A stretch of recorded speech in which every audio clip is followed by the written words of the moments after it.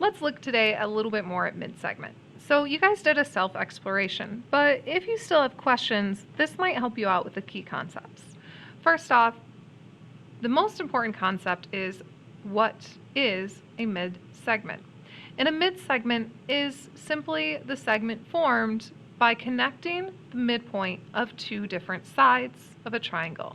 So for instance, if I knew the midpoint of AC was right here, and I knew the midpoint of BC was right here, I could connect those two, and I would have a mid-segment because it connects the midpoint of two of the sides. Now, while that's really useful, the real thing that we want to know with mid-segment is what more does it tell us about our triangle. And really with mid-segment, what you're going to have is two new pieces of information. First, you know that your mid-segment will be parallel to one of the sides. In fact, that side will be the one that it does not have a point on, because obviously it cannot be parallel to any side that it is currently part of. Parallel lines do not intersect in the geometry that we're doing. So that means that this line would have to be parallel to AB.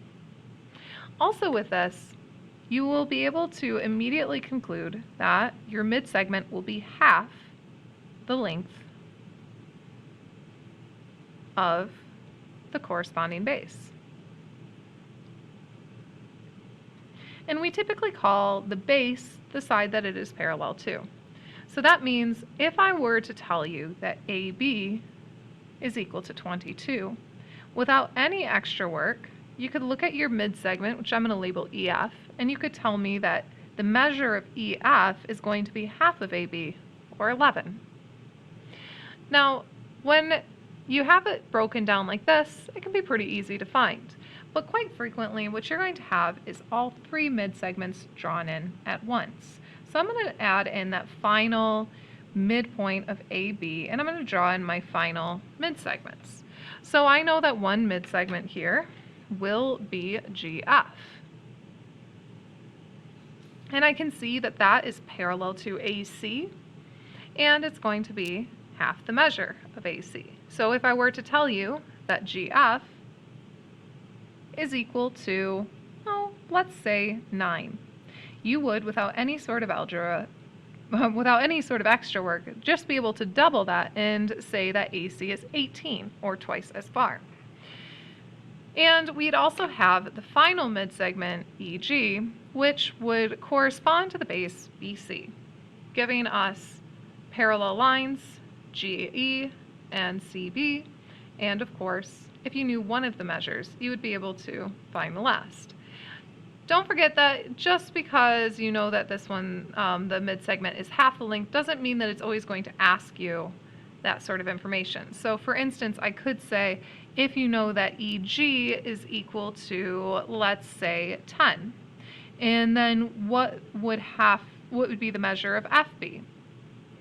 Well, if EG is 10 and BC would then be double that, we would know that the overall length over here would be 20. And since F is a midpoint, I know that these two would have to be even, because remember, a mid-segment can only come with an endpoint on a midpoint of a segment. So that means these two have to be equal. So if this overall thing is 20, that means this would have to be half that distance, or 10. So this will always be, in the end, the same measure. So just be prepared to find those extra sides and be careful looking at what it's asking for. But with mid-segments, we oftentimes kind of double this up with work on a graph. And that is done because mid-segments have such nice patterns to them, being parallel to that last side, that you can really find a lot of conclusions if you put a triangle on a graph, which means that you have to be comfortable working on a graph. So let's form the mid-segment of this triangle ABC, and let's form the mid-segment that is parallel to BC. So now that I have all my measures in, what I'm going to be doing is using my formulas from before to solve for my mid-segment. Now, I know that the mid-segment is formed by the midpoints of AB and AC.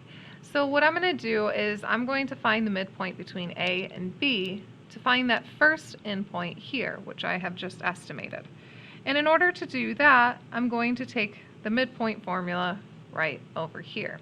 So I'm going to do my x1, which is 1, plus my x2, which is 5, over 2,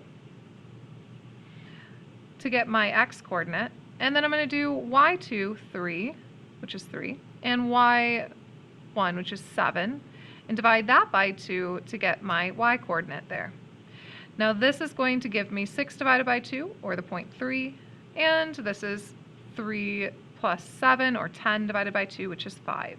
So the point that I have here is 3, 5. Now I just need to find my other midpoint in order to find what this is. So I'm going to repeat the process, this time finding the midpoint between A and C. So once more, I've got my x1 and x2, so 1 plus 10 over 2. And I'm going to do the same with y, so I've got 3 plus 2 over 2. That gives me 11 over 2, or 5.5. And 5 over 2, or 2.5, for that final point. You can see I'm about there on my sketched graph anyway. So I now have that mid-segment made. And that can be quite handy. I can also verify that I did a few things correctly. So for instance, oftentimes what we're going to want to do is find various slopes of lines to see if there are overall patterns. Now I know that the slope of my mid-segment here should be the same as its base, BC. And let's just check that. If slope is y2 minus y1 over x2 minus x1, and I know that these two things should be equal to each other because parallel slopes are equal, I can then set those two formulas equal to each other. So let's start with the slope of my mid-segment, which would be 5 minus 2.5, my y2 minus my y1, and 3 minus 5.5, or my x2 minus x1. That should be equal to its base of BC, which should have a slope of, well, y2, 2, minus y1, 7, over x2, 10, minus x1, 5. And go ahead and verify that those two are the same. You should have gotten the slopes are -1 and -1. Well, that stands to reason, because if the slopes are the same, it means the lines are parallel and the mid-segment should be parallel. The last thing that I want to point out is a few other patterns that we might find on graphs that you should have seen when you were going through the self-help sheet. So while our main idea is to do with mid-segments, there are a couple other patterns to look for. The first is always check when you have something on a graph, is the triangle isosceles? Which I just spelled wrong, sorry about that. Is the triangle isosceles? And you can always tell if a triangle is isosceles simply by using the distance formula to find the length of two sides that look to be close. If those two sides are equal, like if this is y and this is y, you know that that has to be an isosceles triangle. So you can use the distance formula to prove that triangles on graphs are isosceles. The other thing that you will want to look for is right angles and right triangles. Now, you will always know a triangle is a right triangle on a graph if this is the case. So let's say if you wanted to prove that this was a right triangle and it didn't have the little marking in it, you wanted to prove that it would be right. Find the slope of this line. So I'm going to find m equals. And then find the slope of the one that you suspect is perpendicular or 90 degrees to it.